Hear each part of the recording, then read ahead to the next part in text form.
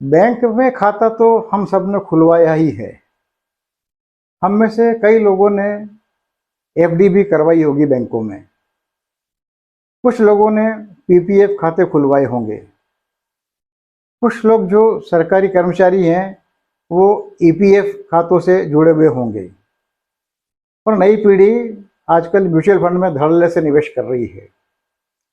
कुछ लोग post office में आवर्ती जमा योजना, रेकरिंग डिपॉजिट एंड आरडी, इसमें भी निवेश करते हैं।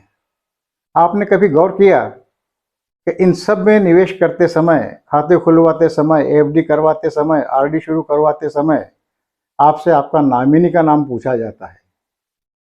कभी आपको याद आया कि आपका वारिस का नाम नहीं पूछा गया? कभी याद नहीं आया होगा। हम में से शायद ही किसी को याद आता हो, क्योंकि हमने मान लिया है कि नॉमिनी ही वारिस होता है, जबकि ऐसा बिल्कुल नहीं है। नॉमिनी और वारिस दोनों एकदम अलग अलग चीज़ है। और इन दोनों में क्या अंतर है, आइए आज ये समझने की कोशिश करते हैं। नमस्कार, मैं विष्णु बैरागी अपने YouTube चैनल बैरागी की बातें के जरिए आपसे मुखातिब हूँ। यदि मेरी ये चैनल या मेरा आज का वीडियो आपको पसंद आए तो कृपया करके मेरी चैनल को सब्सक्राइब कीजिएगा, घंटी का बटन दबाइएगा, इस वीडियो को देखिएगा, लाइक कीजिएगा और शेयर कीजिएगा ताकि ये जानकारियाँ आगे तक बढ़ सके। आज जब मैं ये वीडियो रिकॉर्ड कर रहा हूँ तब मैं अपनी उम्र के 77वें वर्ष में चल रहा हूँ और मेरी बीमा एजेंसी LIC एजेंसी का ये 33वां वर्ष है। इस बीमा व्यवसाय में काम करते हुए ही मैंने वारिस और नॉमिनी के अंतर को जो अनुभव किया है वो आपको बताने की चेष्टा करता हूँ।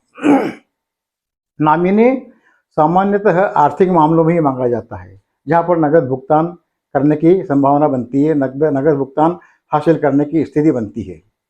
नॉमिनी निवेशक के जीते जी कभी पैसा नहीं निकाल सकता, वो निवेशक की मृत्यु के बाद ही पैसा निकाल सकता है।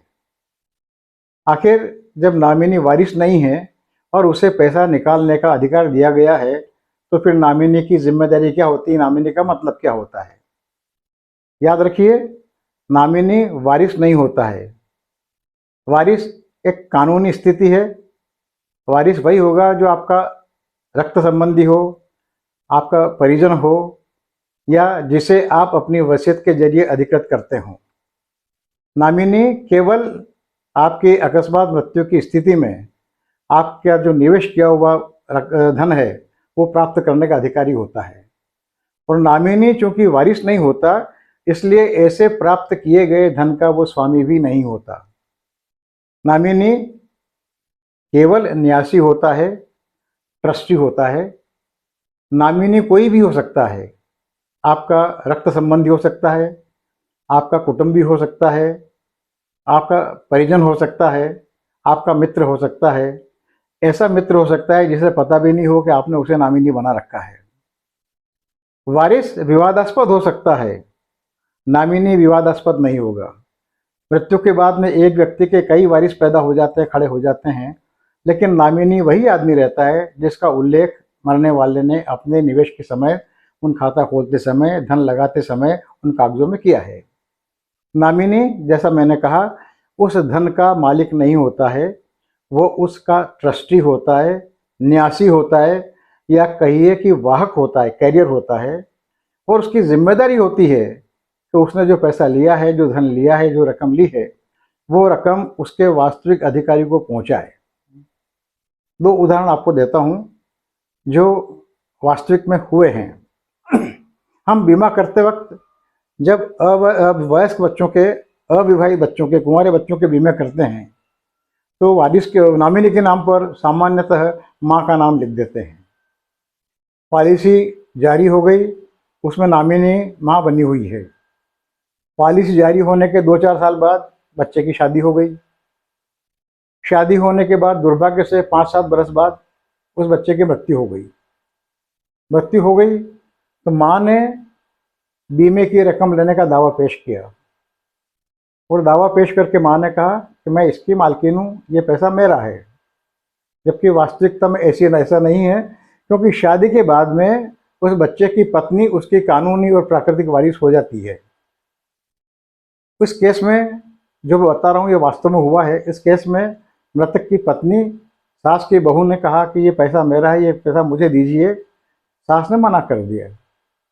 बहू कोर्ट में गई और कोर्ट ने बहू के पक्ष में फैसला दिया। उन्होंने कहा कि नामिनी इस पैसे का स्वामी नहीं है, नामिनी केवल पैसे का न्यासी है, वाक है, और ये पैसा सास को चाहिए कि फौरन बहू को दे दे, और सास को भुगतान करना पड़ा। दूसरा उदाहरण, एक सज्जन ने कुछ एफडियां बनवाई बैंक में। उनकी पत्नी निरक्षर थी। अपनी पत्नी की सुविधा को ध्यान में रखते हुए उन्होंने अपने शिक्षित पोते को अपना नामिनी बना दिया उन एफडी में। दुर्भाग्य से एफडी पूरी होती उससे पहले उन सज्जन की मृत्यु हो गई। पोते ने बिना किसी को बताए समय पूर्व वो सारी एफडियां तोड़वा ली और पैसा अपनी जेब में रख लिया। मृतक की जब 13वीं हुई, सारे रस्म रिवाज पूरे हो गए, उसके बाद जब संपत्तियों की बात आई तो मालूम पड़ा कि इतनी एफडी थी उनकी जो इस पोते ने तोड़वा ली है। दादी ने पोते से कहा कि भैया पैसा मेरा है, तो पोते ने साफ मना कर दिया कि नहीं दादी, दादाजी ये पैसा मेरे नाम पे कर गए थे, इसलिए पैसा मेरा है, मैं आपको नहीं दूंगा। दादी कोर्ट में गई और कोर्ट ने दादी के पक्ष में फैसला दिया, यही कहते हुए कि नामिनी इस पैसे का मालिक नहीं है, इस पैसे की वास्तविक अधिकारी मृतक की विधवा पत्नी है, और पोते को वो भुगतान करना पड़ा। आप समझ गए होंगे नामिनी और वारिस का अंतर।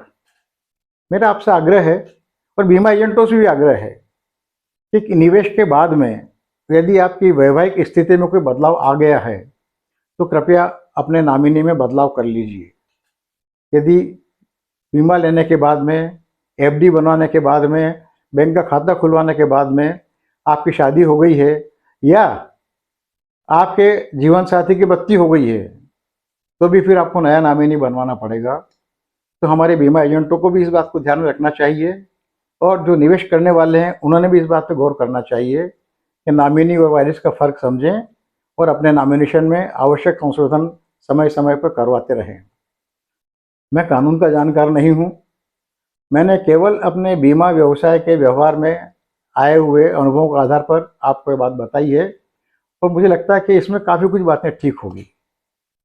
बहुत बहुत धन्यवाद। नमस्कार।